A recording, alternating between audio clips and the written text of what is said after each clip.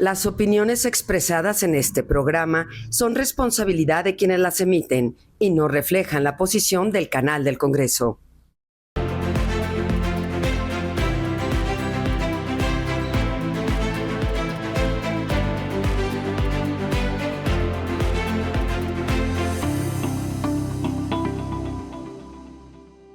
Ahora estamos esperando una hija. ¡Wow! ¡Felicidades! 5 meses de embarazada mi señora. ¿Y va a ser niña? Va a ser niña. Para mí mi momento de meditación, de preparación, de revisar pendientes, de ver cómo me encuentro en ciertos puntos y aspectos de la vida es haciendo ejercicio.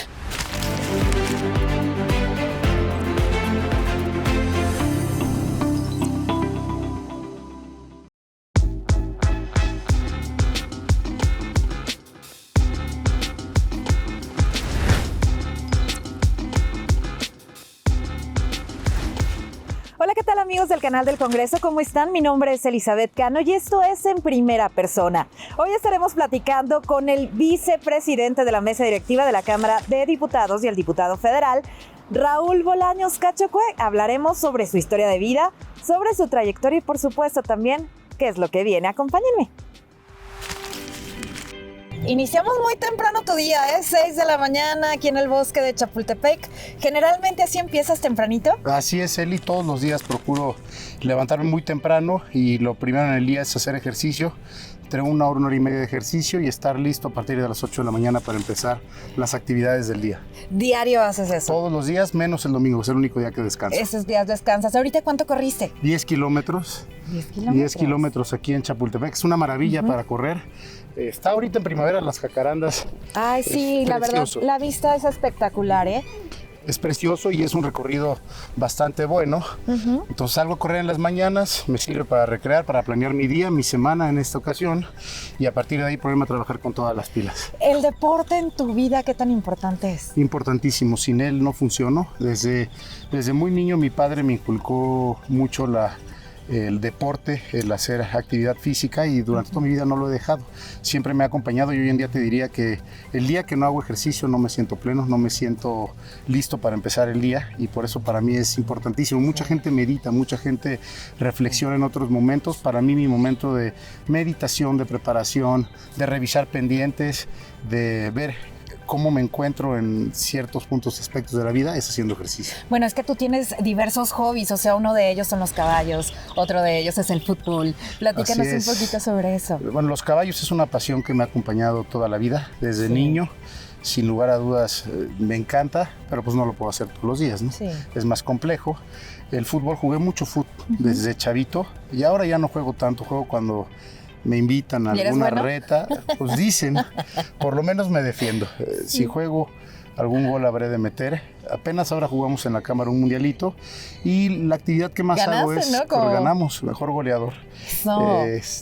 Y lo que más hago es correr en las mañanas, correr y box, combino. Trato de combinar para correr 2 o 3 días a la semana y los otros días hago un poco de box. Y terminando de hacer este ejercicio, ¿vas generalmente a tu casa? ¿Qué más Voy haces? A mi casa, me baño, desayuno, procuro. Mira, Eli, es bien difícil porque aquí en la Ciudad de México los tiempos no se prestan como en la provincia, como en Oaxaca, pero procuro desayunar la mayor cantidad de días posibles en la casa e incluso los días que no hay sesión en la Cámara procuro regresar a comer en la casa para estar con mi esposa, con mi hijo y casi todos los días tengo la fortuna de poderlo decir, procuro llegar para bañar a mi hijo en las noches.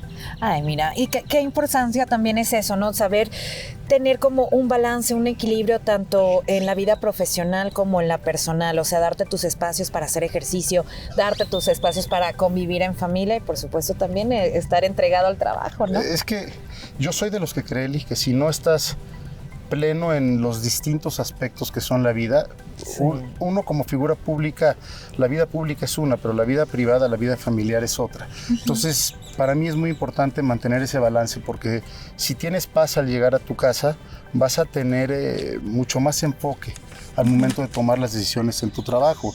Si tienes ordenada tu vida profesional, también vas a llegar a tu casa a platicarle algo a tu esposa y cuando crezcan a tus hijos. Entonces procuro tener este balance para poder ser lo mejor posible. No quiero caer en arrogancia, pero pues es una meta lo mejor posible, tanto en lo personal, familiar, como en lo profesional. Porque claro que es algo difícil tener ese tipo de balances, porque en la vida pública, como político, pues también hay mucho sacrificio, porque no tienes horarios. O sea, en Cámara de Diputados vemos las sesiones que a veces se extienden hasta las 4 o 5 de la mañana y al día siguiente retomar esas actividades creo que es un poquito pesado, Es un reto enorme, tienes que tener mucho diálogo, mucha comunicación en casa.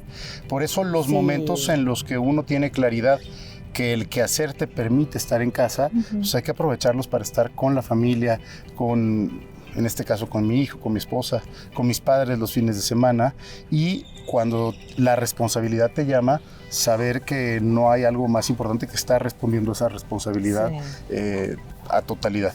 Sí, totalmente. Y bueno, también como padre, ¿cómo tomaron la noticia cuando dijeron que Emi, o sea, les dijeron que venía en camino? ¿Cómo tomaron esa noticia? Pues es una gran bendición. Llevábamos tiempo buscándolo y cuando nos dijeron, pues la tomamos con mucha ilusión, con mucha responsabilidad, y en el momento en el que llega Emiliano a nuestras vidas, pues te cambia radicalmente la vida en todos los sentidos. Ahora estamos esperando una hija. ¡Wow! ¡Felicidades! 5 meses de embarazada mi señora. ¿Y va a ser niña? Va a ser niña. Qué Aún no tenemos noticia. nombre todavía, pero es increíble. Ser padre te cambia la vida. Para mí es la mayor bendición que me ha pasado. ¿Y ya tiene nombre? ¿Ya saben? Aún no, en eso estamos.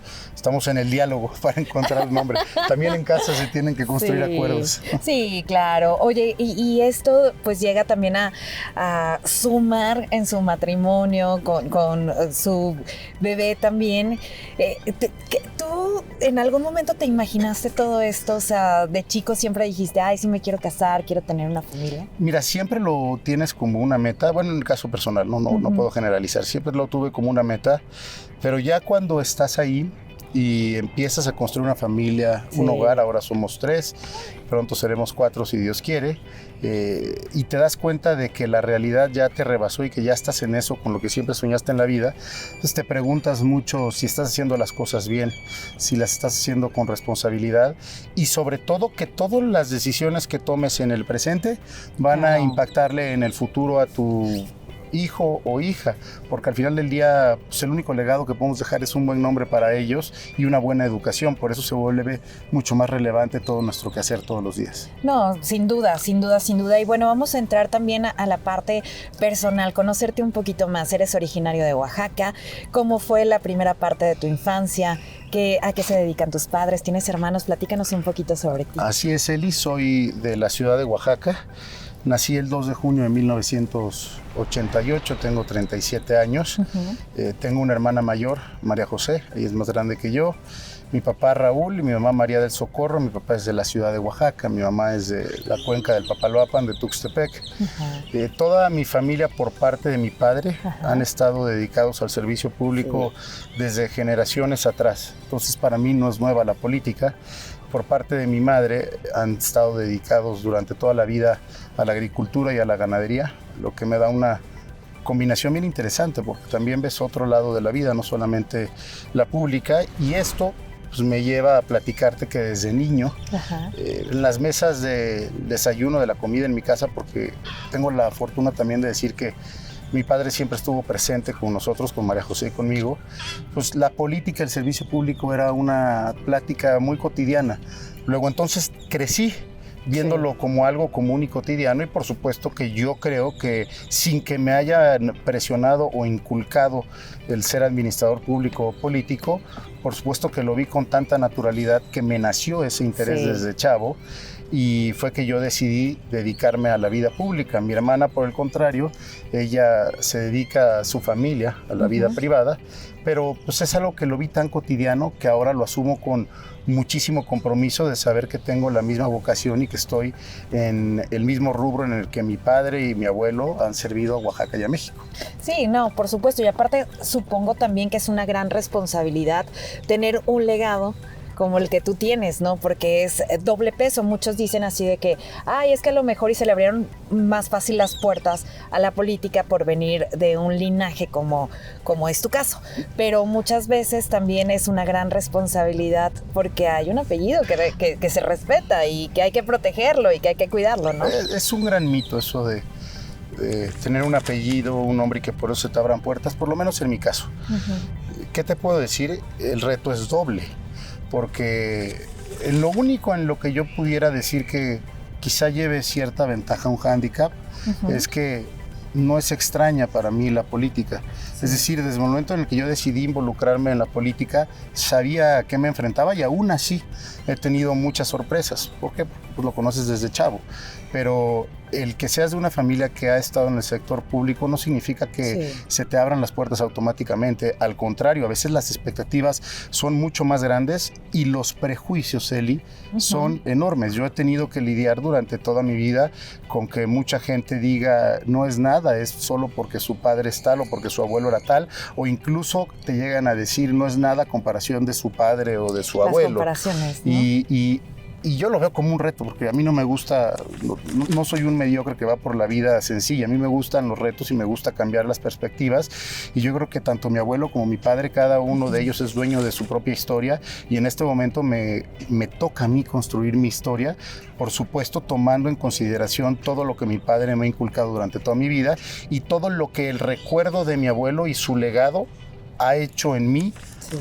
Una persona distinta, porque yo no lo conocí. Sí. Lo que conozco de mi abuelo es lo que me platican y las grandes enseñanzas que dejó en Oaxaca y también en México, ¿por qué no decirlo?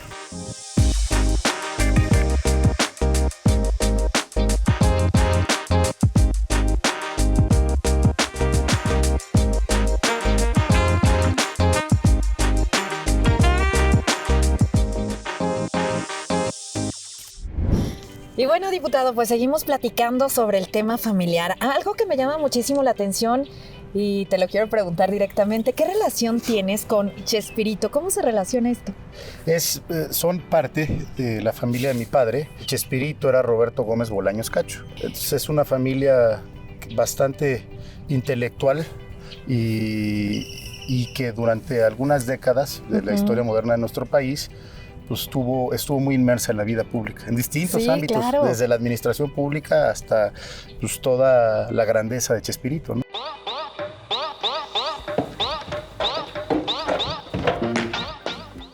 ¿Con Chespirito conviviste en algún momento? Me tocó alguna vez saludarlo con mi padre y no se me olvida que tenía un gran recuerdo hacia mi abuelo Raúl. Mira, y eso sí es interesante porque la verdad muchos crecimos con los programas de Chespirito. Entonces cuando ya te empecé a estudiar y dije, bueno, voy a entrevistar a Raúl Bolaños Cachocue, voy viendo pues este linaje que tienes que es sumamente interesante. Sí, se han puesto a platicar, no sé, tu mamá, tu papá, que han convivido a lo mejor un poco más con ellos. Sí, hay historias bien padres de la familia. Ajá. Porque también no dejemos atrás a otro gran personaje de la misma generación, el doctor Gilberto Bolaños Cacho, que estuvo muy metido en todo lo del box y fue alguien muy respetado y todos ellos eran primos hermanos. Mi abuelo, el licenciado Gustavo Díaz Ordaz, Chespirito y el doctor Bolaños Cacho, y todos fueron parte de la misma generación. Mi abuelo fue senador de la República, con su primo hermano era presidente de la República. No, imagínate. Oye, ¿y cómo era tu vida en Oaxaca? Muy tranquila, muy familiar. Mira, yo soy de los que cree, ahora paso más tiempo aquí en la Ciudad de México, pero soy de los que cree que crecer en provincia es un privilegio que pocos tenemos o que pocos pudimos tener.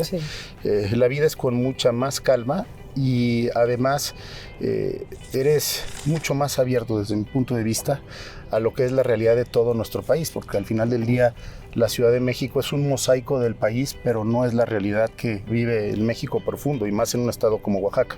Entonces fue una infancia muy cercana a mi familia, muy bonita, muy noble, muy inocente. Yo me acuerdo estar jugando en las calles con mis amigos, andando en bicicleta en las calles a los 7, 8 años sin preocuparte si algo te iba a pasar o no. Oaxaca era una ciudad tranquilísima, sigue siendo, pero en esos momentos era aún más tranquila. Y tengo recuerdos hermosos de mi infancia. No, eso me imagino. ¿Y por qué es decides estudiar la carrera en Derecho? ¿Qué fue lo que te motivó? Mira, primero yo estudié hasta la secundaria en Oaxaca y después me voy al extranjero. Una oportunidad que le agradezco inmensamente a mis padres de estudiar toda la preparatoria. Y ahí es donde decido regresar a México para estudiar Derecho. Derecho es una de mis pasiones también. Ahora actualmente sigo dando clases. Sí. Doy clase con el doctor Ricardo Monreal en el posgrado de Derecho, la parte del Poder Legislativo. Y en alguna otra etapa de mi vida di clases en la Escuela Libre de Derecho con, para mí, el que es el mejor constitucionalista en nuestro país, Elisur Arteaga. Y siempre estás aprendiendo, ¿no? Y siempre te estás innovando. Y el derecho, desde mi punto de vista, es una base universal de nuestra sociedad. Siempre los abogados tendemos a eso, ¿no? A defender nuestra carrera, pero para mí pues, es una de mis pasiones fundamentales. Tuve la oportunidad de trabajar 5 años en una firma de despachos privada, la cual respeto mucho y les guardo gran afecto y gratitud. Y decidí estudiar Derecho por esa misma convicción de que desde el derecho podrías tener la universalidad para poder hacer un cambio desde distintos sectores, desde el sector privado y ahora desde el sector público. Y hoy mismo agradezco mucho a mi profesión, porque como legislador, construir leyes teniendo el conocimiento jurídico se vuelve mucho más sencillo, mucho más atractivo y mucho más interesante el poderlo hacer cada día. Y luego uno de mis pasos, para mí más sensibles, más importantes, que me abrieron los ojos y de lo cual me siento muy satisfecho, fue mi paso por la Secretaría de Desarrollo Social del Estado de Oaxaca. Tenía yo 26 años recién cumplidos cuando asumí esa responsabilidad, el secretario más joven en la historia de Oaxaca. Y siendo Oaxaca uno de los estados más pobres de nuestro país, tener la responsabilidad de tener que enfrentar o combatir la pobreza, pues era un reto enorme, y más con la edad que yo tenía y con los señalamientos que platicábamos hace unos momentos, que no solamente se vuelven familiares, sino incluso tenemos esta tendencia a atacar el éxito casi por oficio, ¿no? Entonces recuerdo que yo era nombrado secretario de Desarrollo Social y los ataques eran por mi juventud, no por ningún error, simplemente porque yo era muy joven. Y te puedo decir que después de la estrategia que se implementó en Oaxaca, en la que recorrimos más de 400 municipios, tuvimos una coordinación efectiva de todos los programas sociales, tanto federales como locales, logramos reducir la pobreza según la medición que llegó un año después de la política que implementamos por el INEGI y por el Coneval, y son resultados latentes que mi paso por dicha secretaría en un año, 3 meses que tuve la oportunidad de servir a Oaxaca, pues dejó un legado importante y de lo cual yo me siento sumamente satisfecho, además de que te abre los ojos a la realidad que no solo es un México profundo, sino un Oaxaca que ha estado olvidado y lastimado durante muchísimos años. ¿Cómo le haces con esas críticas, con esos señalamientos también? O sea, porque muchas veces, pues ahorita lo estábamos platicando con la llegada de las redes sociales y todo, pues cualquier persona puede escribir y hacer algún tipo de señalamiento. ¿Cómo le haces con eso? Mira, primero te acostumbras, vas creando piel gruesa, y yo soy de los que cree que ahora el juicio más importante es el de la gente cuando te ve. Y yo la verdad me siento orgulloso de que cuando voy a mi estado, los comentarios que recibo son sobre lo bien que hemos ido construyendo una carrera, tanto en la oportunidad que tuve de estar en lo local y ahora en lo nacional, y me ciño solamente él y a los resultados. En mi paso por la Secretaría de Desarrollo Social, ahí están los resultados que dejé. En mi paso por el Senado de la República, pude ser la mitad de las 2 legislaturas pasadas coordinador de mi bancada, el coordinador más joven del Partido Verde. Impulsamos leyes importantísimas como la Ley General de Economía Circular, que la aprobamos con el doctor Ricardo Monreal. Era integrante de las comisiones más importantes de puntos constitucionales, era secretario de Energía. A nivel internacional fui vicepresidente del Parlatino y del Parlaméricas, y ahora en la Cámara de Diputados como vicepresidente de la mesa directiva y el primer año como vicecoordinador de la bancada del Verde. Creo que la voz de Oaxaca se ha escuchado fuerte y clara, y me quedo solamente con los resultados de nuestra gestión en los espacios en los que hemos estado. Y justamente eso, la última parte de esta entrevista, queremos conocer el trabajo que has hecho como legislador en el Senado de la República, ahorita vicepresidente de la mesa directiva de la Cámara de Diputados, perteneciente al Partido Verde Ecologista de México, pero nos vamos a acabar este cafecito y ahorita seguimos platicando. Gracias.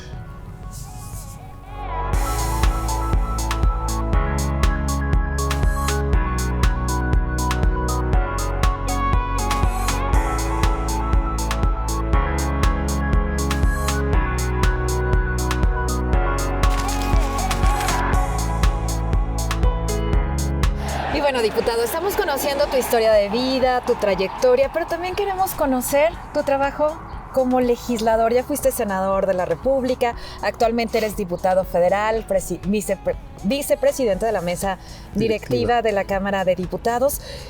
¿Qué te ha gustado más? Mira, los dos son experiencias súper enriquecedoras.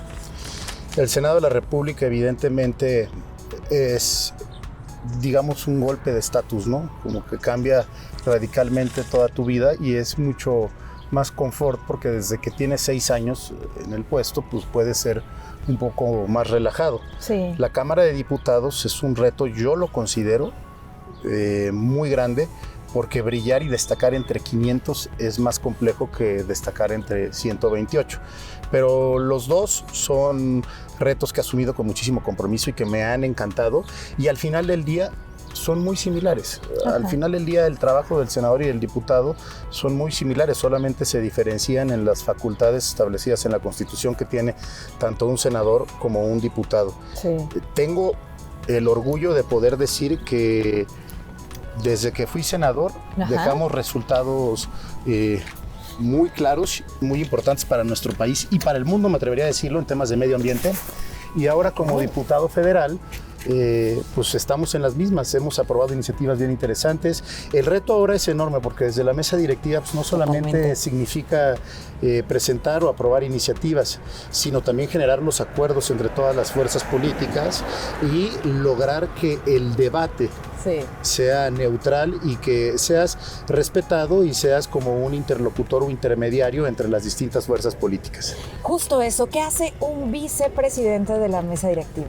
Bueno, garantiza que la pluralidad de todas las voces que están representadas en la Cámara de Diputados sean escuchadas, que el debate sea completamente abierto, plural, que haya disciplina y que se respete el reglamento para que las sesiones se puedan desahogar de la mejor manera.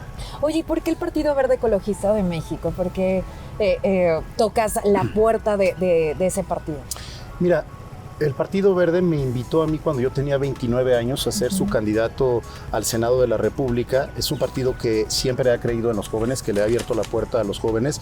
Yo tengo mucha gratitud hacia mi partido y además impulsa una agenda que desde mi punto de vista es la agenda más importante, no solamente a nivel nacional, sino internacional, porque la realidad en cuanto al cambio climático, al cuidado del medio ambiente, que siempre lo veíamos como un tema del futuro, ya nos alcanzó y se volvió un tema del presente. Si no tomamos cartas en el asunto, lo que está al borde de que suceda es nuestra extinción como especie humana. Entonces, el Partido Verde me abrió las puertas cuando yo era muy joven. Es un partido que ha confiado en mí. Además de que me abrió las puertas como candidato, me permitió ser coordinador de la fracción parlamentaria del Partido Verde en el Senado de la República a los 30 años. Imagínate lo que ello significa. Yo recuerdo mi primera junta de coordinación política, ver a todos los coordinadores con una trayectoria enorme y yo apenas iniciando en la experiencia legislativa. Pues habla de un partido comprometido con los jóvenes y que tiene esperanza en lo que los jóvenes podemos demostrarle a México. ¿Qué sentiste la primera vez que estuviste en tribuna presentando uno de tus temas, una iniciativa? Mira, la verdad es que sucede todo tan rápido en la vida pública y así ha sido en mi carrera, que no me dio tiempo ni de pensar ni de tener miedo, porque no se me olvida que el día que tomamos protesta en el Senado de la República en 2018, tomamos protesta y nos citamos al siguiente día para la primera sesión ordinaria de ese periodo, y lo primero era la intervención de todos los coordinadores de las fuerzas parlamentarias para hablar de establecer la austeridad como una política pública nueva en la legislatura a partir del 2018. Entonces ni tiempo me dio de pensar cuando ya estaba yo en tribuna representando a mi bancada y al Verde. Ya cuando estaba ahí pronunciando un discurso, dimensioné la grandeza que significaba poder representar a mi estado desde el Senado de la República. Y bueno, a partir de ahí vinieron debates importantísimos que nunca voy a olvidar, como la creación de la Guardia Nacional, la nueva ley educativa, la reforma laboral, la ratificación de distintos instrumentos nacionales. Una iniciativa que presenté yo y que se aprobó en el Senado de la República y en la Cámara de Diputados fue la de transformar la basura en energía. Elevamos a rango constitucional que en las primarias de nuestro país la materia de cuidado del medio ambiente efectivamente sea obligatoria.